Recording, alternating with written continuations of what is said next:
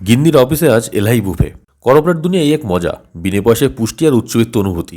ভাবলাম পেট যখন ভরেছে মনটাও আজ নিশ্চয়ই আর্দ্র থাকবে, কিন্তু ভুল ভাঙলো ঘরে ফিরতেই। অফিস ফেরত গিন্নি আমাকে দেখে এমন মুখ করলো যেন আমি কোনো জঘন্য ক্রাইম করেছি। অপরাধ ক্লিন শেভ, পুরুষত্বের শেষ চিহ্নটুকু নাকি ওই দাড়ির সাথে কামিয়ে ফেলেছি।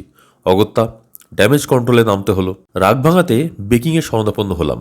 ওটস, আপেল আর দারুচিনির এক মহাজাগতিক মিক্সচার, হেলদি কেক, যাতে অন্তত ডায়েট নিয়ে খোটানা শুনতে হয়। এই আপেল কাটার মধ্যেও এক ধরনের দার্শনিক একাকিত্ব আছে, বুঝলেন।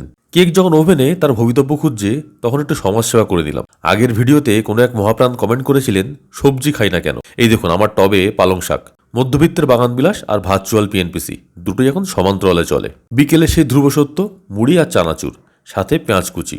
একদিকে গ্লোবাল ওয়ার্মিং নিয়ে চিন্তা, আর অন্যদিকে চানাচুরের প্যাকেটে কতটুকু বাদাম আছে তার অনুসন্ধান।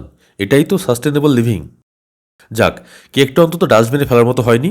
আপেলগুলো কিন্তু বেশ ইন্টেলেকচুয়াল দেখাচ্ছে। গিন্নি এক কামড় দিয়ে বিড়বিড় করে বলল, দাড়িটা না কাটলেই পারতে।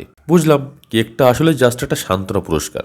রাতে আর রান্না করার এনার্জি নেই, একেই বলে লেজিনেস ইন্ডেক্স। অগত্যা ইডলি আর চাটনি।